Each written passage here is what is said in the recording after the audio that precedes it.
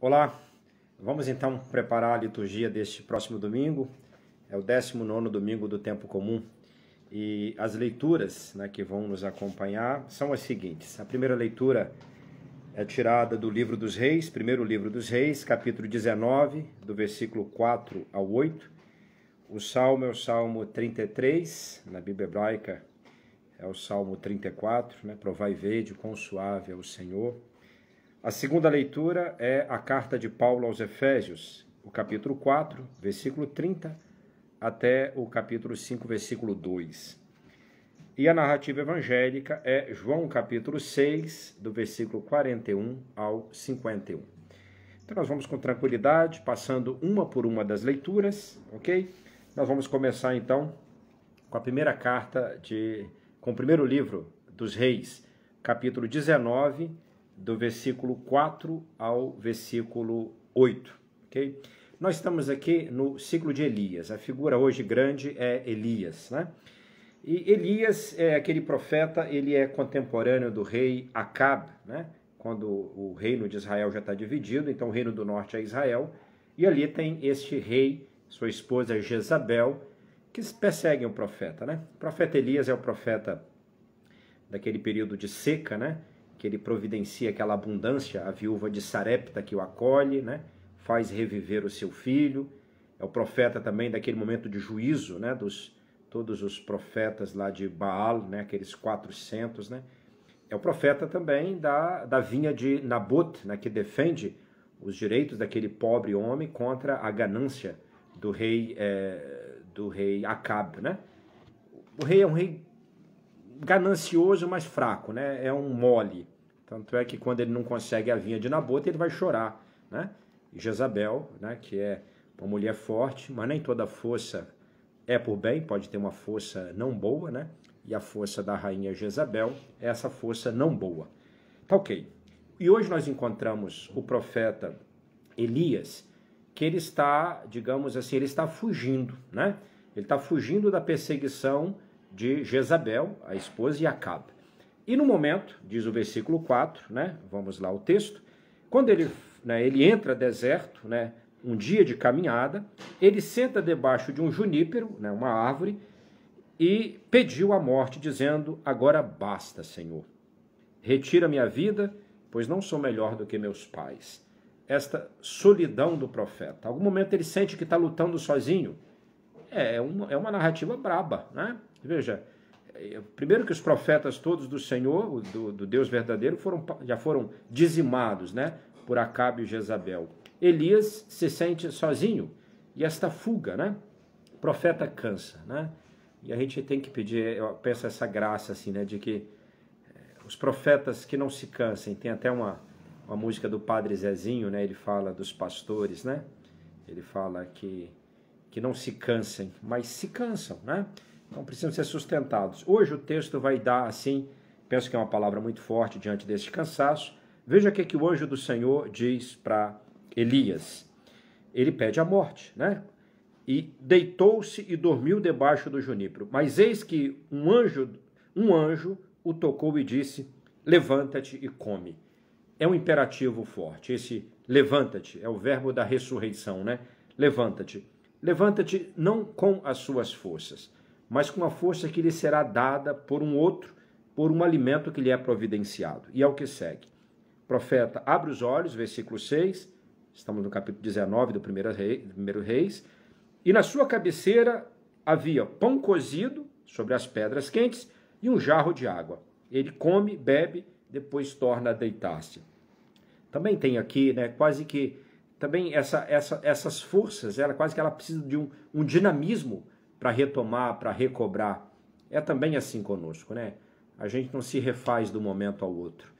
Muitas vezes é preciso paciência conosco e nós também paciência com os outros, As pessoas não conseguem, de um momento ao outro, passar da água ao vinho, Claro que quando acontece um fato grande, digamos assim, e luminoso dentro da vida, pode dar esse start, esse início para a conversão.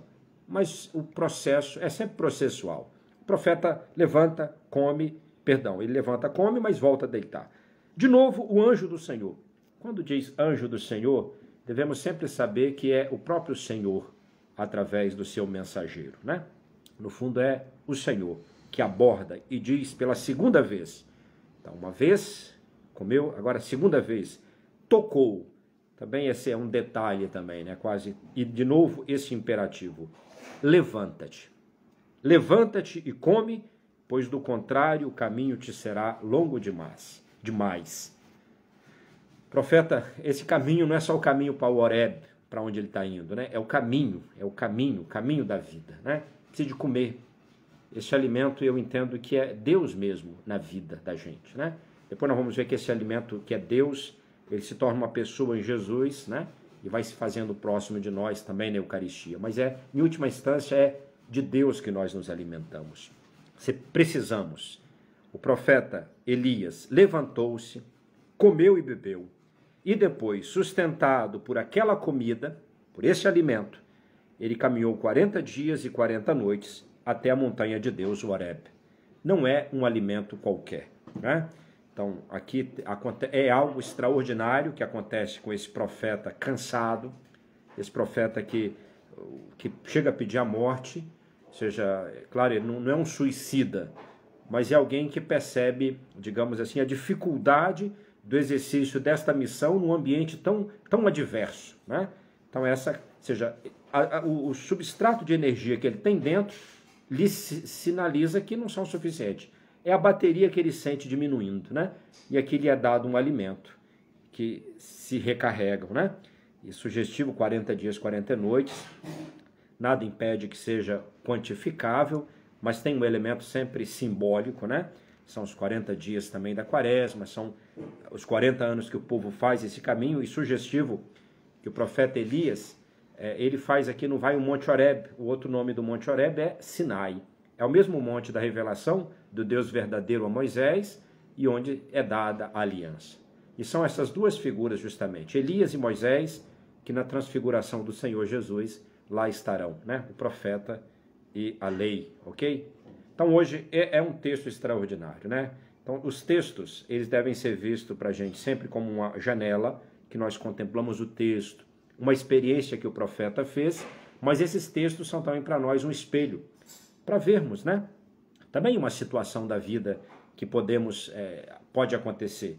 E talvez nem sejam tão justos assim como o profeta Elias, lutadores de causas nobres, mas aquele cansaço. E escutar de novo este imperativo, levanta-te e come, e a pergunta seria, come o quê?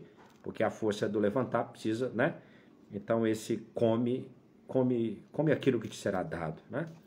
Ok, então esta é a primeira leitura da liturgia de hoje.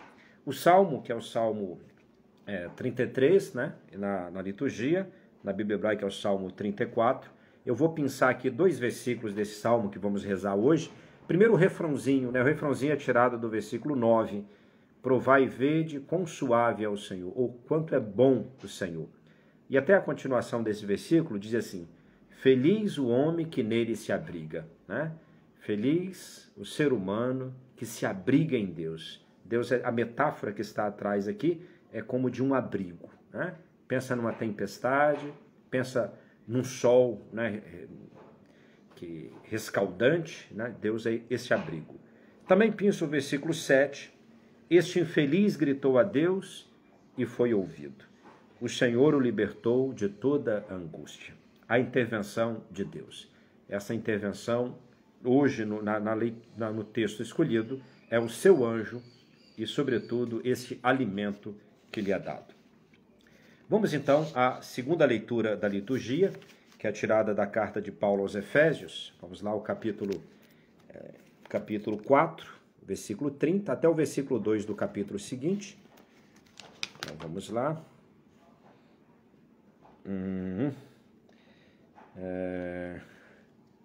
Isso, Efésios, capítulo 4. Então, nosso texto começa assim. Não entristeçais o Espírito Santo de Deus, pelo qual fostes selados para o dia da redenção. O contexto que Paulo está falando aqui, o que poderia entristecer o Espírito, é o contexto da unidade da comunidade, né? De Jesus que com matou a inimizade e fez uma unidade desta comunidade. O que entristece o Espírito Santo no contexto aqui? Entristece tudo aquilo que causa, que quebra esta unidade do corpo. Jesus que fez uma unidade, digamos, de pagãos e de judeus, né, pela conversão a ele. Então esse seria o causa de tristeza. Mas também vamos pegar esse texto de maneira também pessoal, né? Não entristeçais o Espírito Santo de Deus, pelo qual fostes selados para o dia da libertação, ou o dia da redenção. Ou seja, há um selo que é dado pelo Espírito, ou seja, um projeto de Deus, que é a redenção, que é a libertação definitiva, e nós poderíamos entristecer o Espírito Santo como? Não cumprindo, não acolhendo este caminho proposto por ele, né? Entristecer o Espírito. É até uma metáfora, né? Obviamente Deus é maximamente beato, mas é uma palavra, como é que a gente entristece, né? Se o Espírito Santo ele é alegria, ele é a consolação, é quando digamos assim, quando o agir de Deus encontra resistência no ser humano. Isso nós entenderíamos então como tristeza, porque a alegria de Deus, digamos, Deus, digamos, de alguma como metáfora, né, se dá quando o ser vivente, né, o ser humano que desabrocha, e esta unidade no corpo que acontece. E aqui o nosso texto ele fala de coisas que poderiam entristecer o espírito, que devem ser afastadas. É o que segue no versículo 31. Afastar, aí ele diz, toda a amargura. A palavra já vem de amargo, né? Há uma amargura, é uma amargura do espírito que depois aquilo vem para a face e chega nas mãos, né? Chega nas relações. Irritação, irritadiço, raivosos, né? A irritação. Veja que são sempre coisas relacionais, né? A cólera, ok? A cólera é o entornar, digamos, de uma ira que vem dentro, que pode ser contra justamente, mas esta cólera mantida, ela leva a consequências muito ruins. O apóstolo Paulo, nesse texto, chega à miudeza de gritaria. Evitar gritaria. Imagina, porque também desestabiliza as relações. E injúrias. Se observarmos todos os conceitos relacionais. No fundo, o apóstolo Paulo está dizendo toda espécie de maldade. Essas coisas todas que entristecem o espírito. Porque, no fundo, elas desunem-nos, né? Nos causa desunião. Aqui tem todo um trabalho a ser feito no ser humano, no emocional. Penso que é assim importante esta capacidade de observação, né? Se você é irritadiço, percebe? Porque, no fundo, às vezes nós falamos, nos dizemos, está me faltando paciência. E se formos profundamente, se o amor é paciente, quando nos falta paciência, está nos faltando o amor, né? O amor é prestativo, né? Não é invejoso, o amor é paciente. Então, evitar, de novo, amargura, irritação, cólera, gritaria, injúrias e toda espécie de maldade, afastar. Agora, há um aspecto positivo que é proposto no versículo 32. Sede bons uns para com os outros. A bondade, isso. Aí, depois, duas atitudes dessa bondade. Compassivo, né? Seja essa compaixão, seja é uma atitude interior, mas isso se torna, digamos, uma coisa que acontece dentro e que vem para fora. E depois, perdoai-vos mutuamente. E se fala, como? A medida nossa de perdão é como Deus vos perdoou. Também essa é a nossa fonte, né? Sempre olhamos como fomos tratados por Deus. Aliás, o versículo 1 do capítulo 5 do texto de hoje, olha só a medida da moral cristã. Sede imitadores de Deus. Repito, sede imitadores de Deus. Esta é a nossa medida. A moral cristã se pauta pela imitação de Deus. Por isso Jesus dirá, veja Deus como faz. Ele faz chover sobre bons e maus, né? Sobre justos e injustos. Vai nascer o seu sol. Então, porque se vocês amam aqueles que vos amam, não tem nenhum mérito. Ajudam aqueles que vos ajudam, isso. Então, esta medida, e diz o nosso texto ainda, fazer isso como filhos amados, né? Como filhos amados. E no versículo 2, o apóstolo Paulo diz assim, vivei no amor. Esse é o espaço nosso. Vivei no amor. E como? Como se vive no amor? Como Cristo. Isso? E como é que foi o amor de Cristo? Diz esse texto. Ele entregou a si mesmo a Deus por nós como oferta, como oblação, como sacrifício. Sentimos aqui que o amor, ele tem a ver com esta capacidade de saída de si, de oblatividade. Essas palavras não estão fora de moda, né? Sacrifício, entrega, né? Oblação. Então isso, porque é da natureza do cristianismo, aliás, é uma das suas, poderíamos dizer assim, das suas notas, né? Da vivência de quem é cristão, esse ser para, né? Essa existência que se entende como estou aqui para os outros, né? Isso tá ali no essencial, porque é o dinamismo da Trindade, né? De Deus que se doa no Filho e no Espírito, né? E de Jesus que se doa também. E nós vamos ver que o culto cristão, a excelência do culto cristão, que é a Eucaristia, não é outra coisa que celebração do dom da vida de um outro, né? Só que aquele dom da vida de Jesus não pode chegar até nós como destinatário e estagnar-se. Aí que vem a vida, a resposta a isso. A resposta a isso é entrar no dinamismo, né? Quase como aquela brinquedo de criança que uma vez que te toca, te cria um dinamismo de tocar, né? Alcançados, corremos para alcançar. E isso não tem jeito. Se dá nesse vivei no amor. Chegamos então à narrativa evangélica de hoje, estamos ali no capítulo 6, né, que é o discurso do pão da vida, João capítulo 6, e hoje, depois da multiplicação dos pães, né, de Jesus que já começou, estamos em Cafarnaum com Jesus, na sinagoga de Cafarnaum, as pessoas vão até Jesus, Jesus deu aquela repreensão, vocês estão procurando a mim porque vocês encheram a barriga, né, não viram sinais, mas eu sou o pão do céu, né, e aliás, nosso texto hoje começa assim, versículo 41. Os judeus, versículo,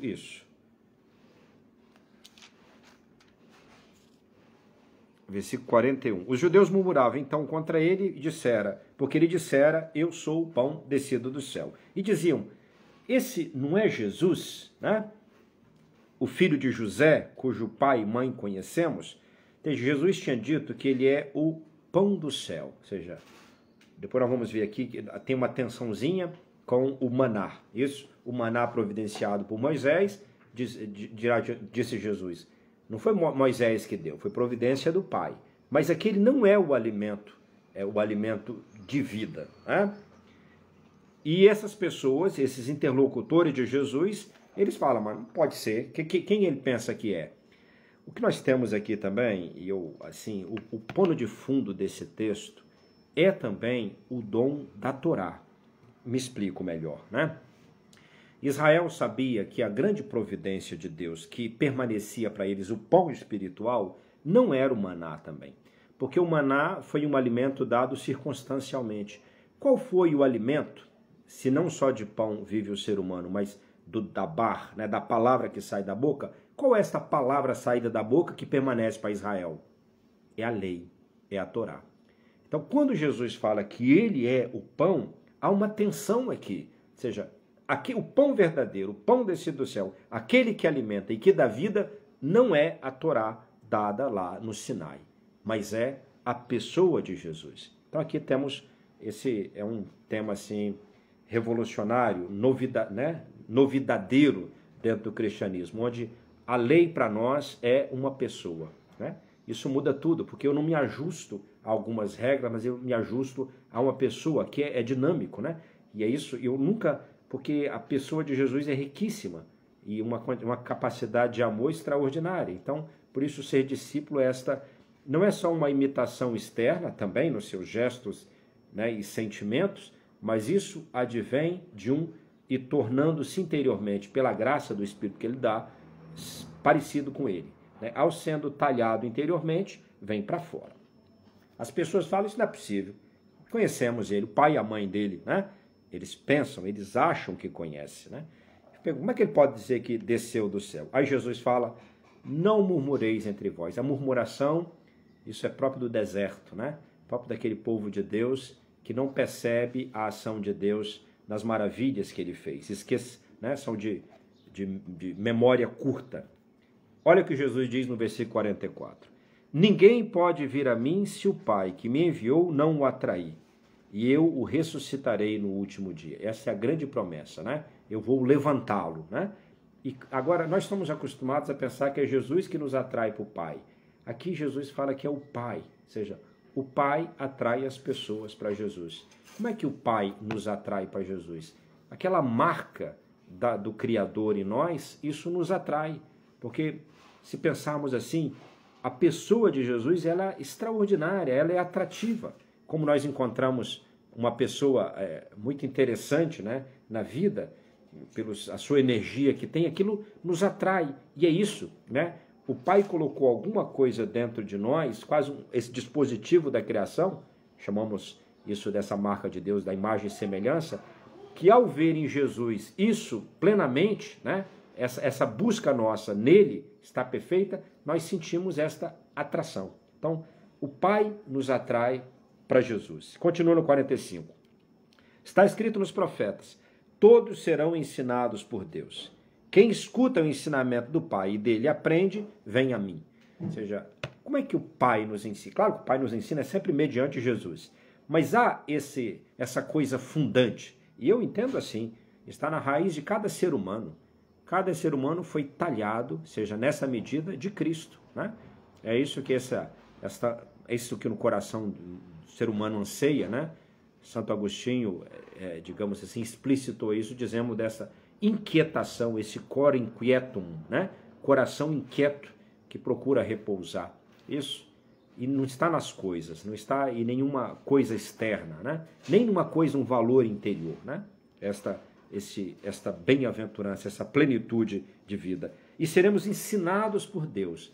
Há uma coisa aqui, uma certa imediateza, observam? Ou seja, todos serão ensinados por Deus. Seja porque na pessoa de Jesus temos Deus, ele é Deus, né? Mas seja também, penso na sinceridade de um buscador, de uma buscadora, tem também digamos, na obediência dos movimentos, digamos, dessa busca do coração inquieto, se formos obedientes, né, essa capacidade, penso que ali é Deus que está falando. Versículo 46. Isso não quer dizer que alguém viu o Pai, diz Jesus. Por quê? Quem que viu o Pai? Só aquele que vem de junto de Deus. Ou seja, o nível de intimidade de Jesus vai além de qualquer outra pessoa, né?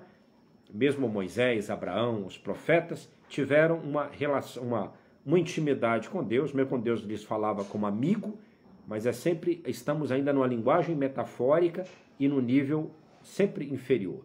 Esta viu, no sentido de relação imediata, né? No caso aqui até essencial pela filiação divina, isso é próprio de Jesus. Quem é mais íntimo, mais pode falar da pessoa, né? do coração, da intimidade. Então ninguém viu. Em verdade eu vos digo, aquele que crê em mim tem vida eterna. Ou seja, veja que não é só uma promessa para futuro. Ao crer em Jesus, nós já entramos no dinamismo desta vida imorredora, desta vida, né? E aqui fala, não é qualquer vida, não é a vida biológica, não é bios, aqui fala de zoé. Zoé é uma qualidade de vida que é própria do ressuscitado, que está nele. É esse que é cheio dessa vida que comunica ela para a gente. A gente pode estar vivo, mas pode estar, digamos, seco, sem essa vitalidade, né? Então é Jesus, por isso ele é esse pão vivente, é o que logo em seguida vai dizer, né? E quem é? Isso. O pão, eu sou o pão da vida, né? Esse pão de vida, pão vivente e vivificador. Jesus falou que ele era o pão que desceu do céu, e ele fala, e esse pão que dá do céu é o pão capaz de dar vida. Vossos pais no deserto, refere agora ao maná, né? Eles comeram maná e morreram. Então, o maná é um alimento circunstancial por um tempo e que não garante esta vida para sempre. O nosso texto aqui, obviamente, está em tensão com aquilo que seria o papel de Moisés. Este pão, versículo 50, é o que desce do céu. Já vimos que esse que desce do céu não é um elemento material, é uma pessoa, é o próprio Jesus. E desce do céu para que não pereça quem dele comer. Comemos Jesus pela fé. Assim comemos Jesus. E quem comer deste pão, que é Jesus, vai viver eternamente. E Jesus fala: o que é o pão que eu vou dar? É a minha carne para a vida do mundo. A sua carne entregue na cruz, a sua redenção. Logo domingo que vem nós vamos ver a sequência desse texto, né? Se bem que domingo que vem nós vamos celebrar, me parece, a Assunção, né? Mas a sequência desse texto é a pegada eucarística, ou seja, se nós precisamos alimentar de Deus, Deus vem até nós em Jesus. Ele é o pão dado. E Jesus, sabendo que nós precisamos de um elemento, a nossa antropologia material, né? Os elementos, digamos, nós precisamos de tocar, né? Nós somos assim, ele providencia para a gente os sacramentos. E dentre os sacramentos, a Eucaristia, né? A celebração da ceia que fazemos é o acesso a este pão que dá vida. E aqui nós fazemos um link, né, direto com a primeira leitura, né? Aquele pão que dado, né, lá já como preparação da Eucaristia, prometido ao profeta Elias, aquela comida que permite ele fazer aquele caminho de 40 dias, 40 noites, para nós é uma pessoa, que é Jesus. E é assim também para nós a Eucaristia. A Eucaristia não é uma coisa para nós, né? A Eucaristia não é outro maná. A Eucaristia é Jesus. Por isso nós, na consagração, nos ajoelhamos e diante da Eucaristia fazemos assim. Isso não é nada de piegas, isso é expressão de fé. Não é isso? Tá bem, ok. Então assim nós concluímos o caminho que fizemos e nós colhemos então este alimento mais forte, né, desse pão, mas também colhemos na segunda leitura, penso esse convite do apóstolo Paulo, né, a não entristecer o espírito, e para isso a gente tem que estar atentos a afastar algumas coisas negativas, e Paulo elencou para a gente um grupo dessas coisas negativas, né, aquelas atitudes de amargura, irritação, cólera, gritaria, injúria, todo tipo de maldade, e a buscar coisas positivas, né? Sermos compassivos, esse perdão recíproco e, como ele disse, no fundo, sermos imitadores de Deus. O cristianismo sempre terão esses dois movimentos, uma graça recebida e uma resposta a ser dada. Isso? E sempre o dom nos precede, né? No cristianismo, a dogmática vem primeiro que a moral. É assim, não pode ser de outro jeito. Senão nós não seríamos cristãos, seríamos pelagianos, não é isso? É sempre o dom. Agora é sempre um dom que nos compromete. Isso, quando Deus nos oferece um dom e eu e você estendemos a mão e o colhemos, aquilo nos liga a Ele, nos compromete. Isso é assim, né? O cristianismo é assim. E aqui nós temos a essência. E o cristianismo é amor dado, e aqui o amor não é o dom do Espírito derramado em nossos corações, que nos potencializa a um amor vivido, ok? Obrigado pela companhia de vocês, saúdo a vocês, estou vendo aqui, Deus te abençoe Vera, a Mônica, Deus te abençoe Mônica de Fátima, a Cleide Torres, ok? Olívia, sábado abençoado de fato, vejo aqui também o Maicon, a Helenilda, um abraço caríssima, a paz de Cristo, a irmã Luísa, Deus te abençoe. Leni, a paz de Cristo, obrigado, tá? Pelos parabéns aí no dia do Padre. A Deise, Maria Ivan Parada, Deus te abençoe, tá? A paz. Fico feliz que ajude vocês, faço o esforço aqui. Vejo também o Padre Tiago aqui, um amigo. Paz de Cristo, meu irmão, obrigado pelo teu testemunho de padre também. Vejo aqui a Semilda. Claudinei, nosso diácono aí, lá de Rondônia, um amigo. Um abraço para você, meu amigo, perseverança. Que você possa amanhã pregar com parresia essa palavra. Dependemos de Deus, né? Temos que receber dele. Às vezes a gente está caído, levanta, levanta. E isso é a força, né? E essa força a gente sente humanamente assim nos atletas, né? Nesse dia, quem tem visto, acompanhado aí, e até me veio, né?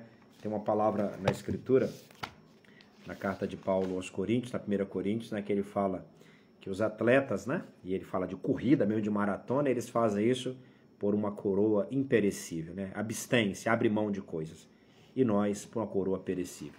Não posso eu e você pensar que sem essa dimensão também agonística de luta, a gente também vai dar a resposta ao amor de Deus, né? Então tem um espaço ali, né? Terezinha, Deus te abençoe, caríssima. Fica com Deus.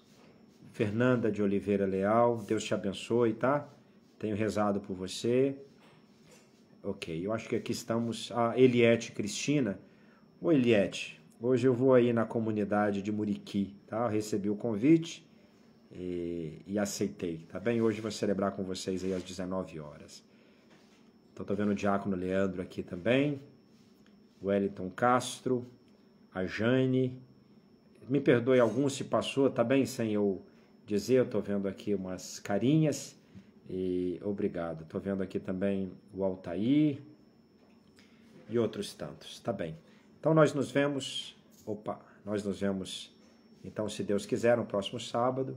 Ô Juliette, foi uma alegria ter visto você no domingo, tá? Deus abençoe vocês, fiquem com Deus. Maria Nilza, oi Nilza, um abraço, minha mamãe tá aqui também, manda um abraço pra Nilza, né minha mãe?